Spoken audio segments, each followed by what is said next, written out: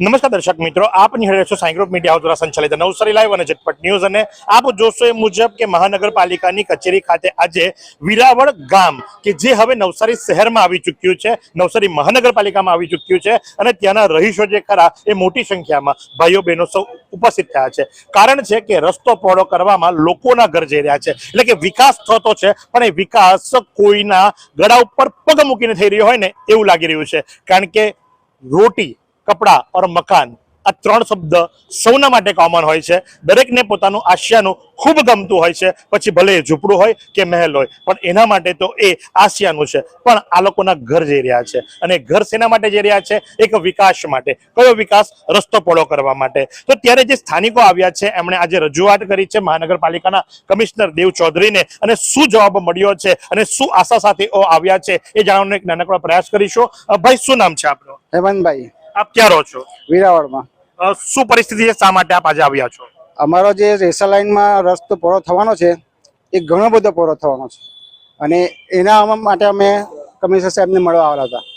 અંદાજિત તમારા ઘરની વાત કરીએ તો કેટલું કપાશે? 15 ફૂટ। 15 ફૂટમાં તો ઘર પૂરું નહીં થઈ જાય? પૂરું થવાનું અડધું, બરાબર। અને હવે પરિસ્થિતિ એવી બી નથી 90% લોકોની કે નવું બનાવી શકે, બરાબર। તૂટે પછી જશે ક્યાં તે એક સવાલ છે। આપ શું કામ કરો છો ને ઘરમાં કેટલા સભ્યો છે? અમે ખેતી કામ કરું ને ઘરમાં 7 સભ્ય છે। હવે તમે વિચાર કરો કે એક વ્યક્તિ કે જે ખેતી કામ કરતો હોય, ખેતીમાં કેટલી આવક થતી હોય અને એમાં 7 સભ્યો અને એમાં 15 ફૂટનું ઘર જતું રહે। અરે ભાઈ, આ તો ઘર છે અને તમે કોઈ અનધિકૃત રીતે બાંધકામ કર્યું છે 15 ફૂટ? ના ના, અમારું 30 વર્ષથી ઘર છે। અને જે ઘર છે એ તમારું ઘર જે ખરું એ સરકારી જમીન પર છે? ના, અમારી પોતાની જગ્યા પર છે, દસ્તાવેજ પોતાની જગ્યા પર છે અને 15 ફૂટ હવે સરકાર માંગી રહી છે। તો સાથે જ ઘણા બધા બહેનો છે, એમની સાથે પણ વાત કરીશું અને જાણીશું કે ભાઈ કઈ રીતેની પરિસ્થિતિ સવાય છે। બેન, શું નામ છે તમારું? કોમલ પટેલ। ક્યાં રહો છો તમે? વિરાવળ ગામ। તમારા ઘરની અંદરથી કેટલો ભાગ કપાવા જઈ રહ્યો છે? 15 ફૂટ। તમારે પણ 15 ફૂટ। કેટલા સભ્યો છે ઘરમાં? 6 સભ્યો છે। મેન વ્યક્તિ જે તમારા ઘરમાં છે એ શું કામ કરે છે? જોબ। હવે તમે વિચાર કરો કે એક નોકરિયાત વ્યક્તિ હોય અને નોકરિયાત વ્યક્તિના ઘરમાંથી જો આટલો મોટો ભાગ 15 ફૂટનો જતો રહેતો હોય તો કઈ રીતે ચાલી શકે? હવે કંઈક તમારા બેડરૂમ સ્ટાઇલ તો હશે નહીં, જે પ્રમાણે ગામ છે પ્રમાણે ગાળો હશે। કેટલી વસ્તુ નીકળી જાય ઘરમાંથી? ટોયલેટ, બાથરૂમ અને રસોડું। હવે તમે વિચાર કરો તો વ્યક્તિએ કુદરતી હાજતે ક્યાં જવું અને રાંધવું ક્યાં, સૌથી મોટો પ્રશ્ન આવીને ઉભો રહે। તો શું માંગ લઈને આવ્યા છો તમે આજે જે આવ્યા છો, બરાબર? સરકારને શું કહેવા માંગો છો? શું તમે શરીરના સાંધાના દુખાવાથી પીડાઈ રહ્યા છો કે પછી તમે કોઈ સ્પોર્ટ્સ ઇન્જરીથી પીડાઈ રહ્યા છો? લકવાની બીમારી બાદની પીડા સહન કરી રહ્યા છો? શું તમને સ્પાઇનલ પ્રોબ્લેમ છે? તો આ તમામ દુખાવાને હવે બાય કરી દો, કારણ કે માસ્ટર ડિગ્રી ધરાવતા ખૂબ જ અનુભવી ફિઝિયોથેરાપિસ્ટ ડૉક્ટર અમિત પટેલ પાસે તમે આ તમામ સમસ્યાઓનું સચોટ નિદાન કરાવી ફરીથી નોર્મલ જિંદગી જીવી શકો છો। તો સરનામું નોંધી લો, comprehensive care centre, DD street, library પાસે, અનુરાગ સારીઝની લાઇનમાં, નવસારી। અમને એમ કે આ જે છે તેનાથી વધારો નહીં થવો જોઈએ, થાય તો બી બધાને તકલીફ જ છે। એના કરતાં સિટીની બહારથી સગવડ બી છે, નદી કિનારેથી રસ્તો ડાયરેક્ટ સ્ટેશન સુધી જાય કે ટ્રાફિક ત્યાં ડાયવર્ટ થાય તો એવું છે, તે બનાવી લઈને ગામને તકલીફ નહીં થાય એટલું સારું, એની રજૂઆત કરવા આવેલા।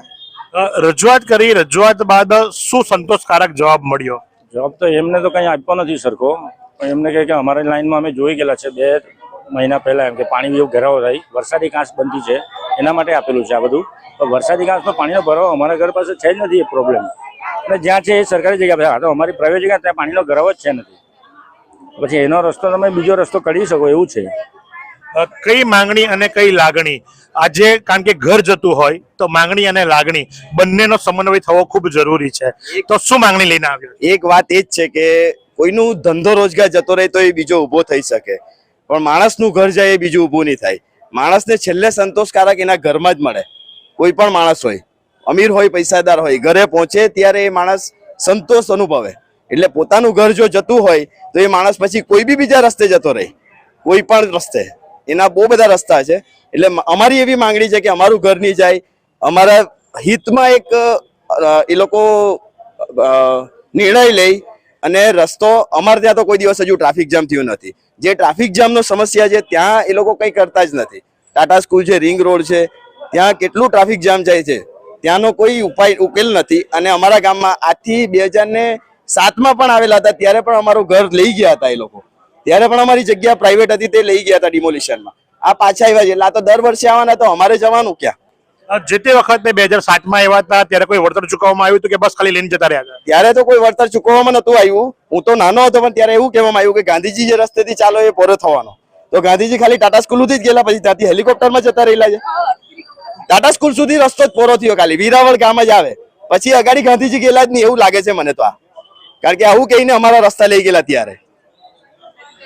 તો સાથે જ એક બેન અમારી સાથે જોડાયા છે. જી હા, તમારું નામ શું છે? મારું નામ પ્રભાબેન.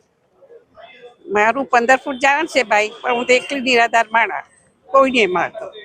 એ તૂટી જાય તો હું હાણે કઈને બંધ હોય. તમે એમનો ચહેરો જુઓ, એમની લાગણી જુઓ, કારણ કે એક વ્યક્તિ કે જે નિરાધાર છે, સાથે કોઈ જ નથી, અને એમનો જે 15 ફૂટનું ઘર જતું રહેતું હોય તો કેવી વ્યથા એ અનુભવતા હશે, એ પણ બહુ મહત્વની વાત છે.